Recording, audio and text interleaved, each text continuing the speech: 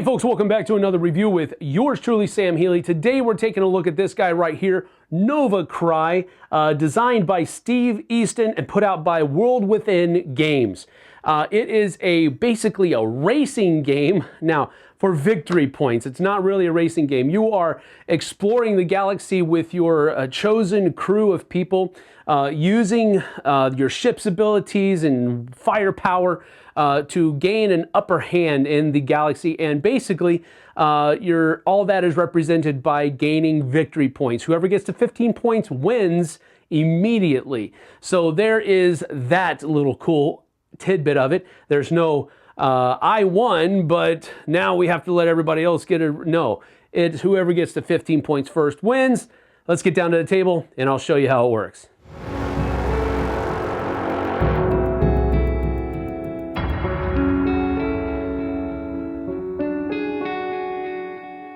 So here I have set up for you a basic representation of the components of Nova Cry. It has a rather large footprint on the table with everyone's tableau taking up a lot of room on the table. So I'm not able to show you a full setup of a 4-player game, but you'll get the gist of how everything would look on the table from this review, hopefully. So with that being said, the first thing that everyone will do is first of all be dealt 3 random ships, 3 random captains, and 3 random weapons. And you're able to look at your cards and choose which one you're going to take. And then after that, each person is randomly drawn a scientist, an engineer, and a doctor. And these are the different abilities down here at the bottom that my leader here is going to be adding to. So my crew members gain +2 to all of their skill levels. So this is a 4, a 4, a 4, a 4, a 6, and a 2. At this point, after everybody has their task force chosen, you're going to be taking 2 action cards, which are represented up here. Special action cards are cards that you're going to be able to play during the course of your turn. You can play 1 card during the course of your turn, and you have to carry out either the top or the bottom. You can't do both. So my scientist here has to have, he's a 4/4, remember, because of her. He has to have the ability to play this, whichever side of the card that you have. So because he's a 4/4, he can play either one of these. They have different abilities here. Like, for example, this arrow means that this card stays down in front of you, and this is an ongoing effect. So there are other action cards that will actually give you victory points towards your total at the end of the game. The first thing that you do is you go through the alerts phase, which is you draw 1 alert token. So you take this little bag right here, you draw an alert token out of it randomly, and you are able to look at it. That says crew needs on it, and you place it on your ship. It does not have an immediate effect, but it will possibly affect your ship in a later round. We'll get to that in just a few moments. The next thing is your navigation phase. Now, if you don't have any planet cards up here, then you draw 3 planet cards and you can choose one of them. Then you discard the other 2. So you look at the different planet cards that are drawn, and it has little spots where your ship marker will be able to be placed, and you're traveling up towards your planet here, trying to discover them. Now, as you can see here, there's different kinds of planets: wild planets, populous planets. There are also undiscovered planets and merchant planets. But over here, you'll see your warp core ability requirement, which means that you have to have at least 1 warp core to reach this planet. You have to have 2 ability in your warp core to reach this populous planet, and then just 1 over here. But as you can see here, then you also have the victory points that traveling to and exploring that planet will afford you during the course of the game. Also, some of the planets will have a special ability at the bottom of the card. When you dock at the planet, this will take effect. You also have these little symbols that are here on some of the different places on the track leading to the planet itself, and those are explained on the other side of the player reference sheet. And so I choose that, place my ship right there on the number 1 space, take these and discard them over here. And now that is my navigation phase. Next is where the battle phase will come into effect. Now, during the first round of the game, you cannot initiate any captain duels or ship battles, so we're not going to be doing this during the first course of the game, but during the battle phase, you are able to spend 4 intel points to declare a ship battle. These are intel points. You can declare a ship battle. You can also use 2 intel points to draw an alien crew member. An alien crew member is simply a member of your crew that will stay in front of you, giving you an ability that you can carry out generally at any course. Sometimes it's dictated by what the card says, but it just gives you another ability that you'll be able to carry out during the course of the game. You are also able to spend 2 intel points to declare a captain duel, where you will initiate a duel between your captain and somebody else's captain, and we'll go through that in just a few moments. After the battle phase, you also go to the strategy phase, where you'll be able to pick 2 of these 5 different abilities, strategic actions. The first one you can do is inspect. For example, if you have alert tokens on your ship, you can get rid of all of one kind from your ship. Well, why would you want to do that? Well, because this is potential extra damage that you're going to be taking during a ship battle, so the fewer a number of alert tokens that are on your ship, the better. You can also choose to rush. So this means that you can move 1 more space toward the planet that you are traveling to during the strategic phase. Then you also have surveillance, where you can simply just take 1 intel point and add it to your queue, your pool there. Or you can take the command strategic action, which means you draw 1 action card, choosing which pile you want to draw from. Or finally, you can choose to train. Take 2 + 1 training tokens and add them to any of your crew members. So if you train, you get to take 2 of these guys and add them to any of your crew members, but once they're there, they have to stay there. So during the course of my first turn, I went ahead and trained my doctor a little bit over here, and let's say that I'm just going to go ahead and do the surveillance action as my second strategic action, and just take another intel point, and that's the end of my turn. And then we come to the battle phase. Now, during the battle phase, as I explained earlier, you cannot initiate any battles of any kind in the first round, but hey, this is now the second round, so I'm going to go ahead and use my 2 intel points to initiate a captain duel with someone else, one of my opponents. So let's just say that one of my opponents has Dax Jordan here, and he has a Sarlacc staff. And so what will happen here is I am initiating a captain duel between these 2 people, which immediately scores me 2 points because you are awarded victory points for initiating battles. Yes, the game wants you to battle each other. And then we both roll a die.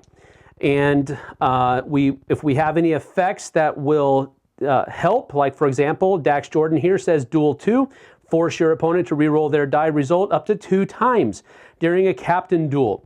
So maybe I wouldn't have attacked him, I shouldn't have, but anyway. So what we do here, first of all, is I roll my die. So that's a 4, which means that she is loading. If your captain is wounded, this round it is destroyed. So she's not wounded, but she is just loading the weapon, so that's no effect. Dax Jordan, however, rolls a 4, and his thing says block, ignore your opponent's weapon text this round. Well, nothing really happened here, so that was a wash. So then this is carried out 2 more times because there is always 3 rounds of combat. So now we have, this was a 5, which is destroy your opponent's captain. This one over here is a 6, says destroy your opponent's captain, which means that boom and boom, those captains are destroyed. Now, this doesn't mean that he's dead, Jim. It's not one of those things at all. So basically, it just means that these abilities are no longer in effect. The card has to be turned down. Now, the Doctor does have cards, and there are other cards in the deck that allow you to resurrect your destroyed captain. Boom! I land on this populous planet. Now, what would happen here is I would get any special abilities here. So I'm going to get 3 intel points because I landed at that planet. I'm also going to score 2 more points here because the planet awards me that. And then I'm going to go to the discovery table over here, which allows me to roll a 6-sided die and choose, and do the effect of whatever it says there. So a 4 says bid for the chancellorship. Now, what this means is that we're going to bid for the chancellorship of this populous planet. Now, why would you want to do something like that? Because the person who is awarded the chancellorship gets strategy actions are doubled, which means that you still can only choose 2 actions, but the effects of those actions are doubled. So in order to bid for the chancellorship, everybody uses their energy cubes, and it is basically a blind bid where you take however many you want to use and put your fist out there, turn it over. Whoever bid the most takes the chancellor. Well, first of all, they have to lose, cheater. And they are now the chancellor of that this galaxy. And so now I am going to go into my battle phase, and I'm going to use these 4 intel points to declare a battle against the Wasp, which is the ship of one of my opponents, I don't know who. So for initiating that battle, I get 2 more victory points like that, and then we both roll a die. Now, whoever rolls the highest, yes! 2, yeah! That's what I'm talking about, yeah! Now, I'm going to do damage equal to the number of weapon thingies that I have on my card. So I'm going to deal 2 damage to the Wasp. Now, if the Wasp had any alert tokens on there, I would then be able to take, let's just say that he does have a couple. Yes. Okay, so he has these 2 guys on there. All right, so now that I did damage to him, I get to choose one of his alert tokens and activate it. So we're going to turn that one over, a weapons jam. Okay, so what that means is that he is missing one of his weapons here, so he only has 1 damage. All right, so that's the first round of combat. We go through 3 rounds. So the second round, I only rolled a 2, and he rolled a 6. So he does damage to me. He's only doing 1 damage though, because I weapons jammed him on the first one. Now he gets to take one of my alert tokens and activate it. So that's a data leak. That means I simply just have to discard 1 action card of my choice. This is allowing me to repair my ship, so I'm going to keep this one. I'm going to discard this guy to the scientist deck up here. So now we go to a 3rd and final round of battle. 5, yeah. Oh, 6, he got me again. So I'm going to do 1 more damage here, and he gets to choose one of these weapons jam. So one of my weapons is toasted. So that is the end of the battle. If the die roll is ever the same, if something like this happens, then the defender would actually win the ties. So you got to be careful with that as well. That's how battling works. And that's generally how the game is played. You're scoring points from different action cards that you play out that have the point symbol on them, if you'll remember from earlier. These little symbols here will give you points. Planets will give you points when you travel to them and discover them, and so forth and so on. But whoever gets to 15 points first is the winner, and that's that. So that is Nova Cry. It is really, really difficult to grok all the rules at the first onset of the game. Simply because I think, unfortunately, the rule book was not laid out very well. There aren't a whole lot of illustrations in the book, which means that there's just a lot of text. The text is worded kind of funny in some of the different spots in the rule book. So the first game that we played of this was really difficult to understand how everything was supposed to work together. However, the reason I say unfortunately it's a bad rule book is because the game is actually not that bad. I really enjoyed my time playing this game. I think it has a lot to offer. Some of the people that I played with experienced frustration, of course, during the first part of the game, but by the end of the game, they were saying that they enjoyed it. They would like to play it again, that there was something there that was keeping them interested in the game.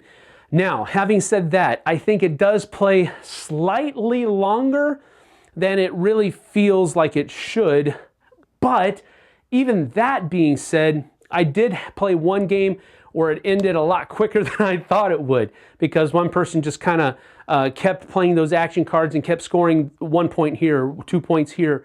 And then they were also making sure that they were scoring their planets as quickly as possible. So they were scoring 2 and 3 points every time they did that. And before we knew it, boom, he had 15 points and the game was over. All in all, the artwork is decent. It's not the best. One of the things that I was not really happy about is the alien crew members. And the alien crew members, as you can see, they all have basically the same artwork on them. The effects are different. There's multiples of them, of course, but the same artwork on all of the cards.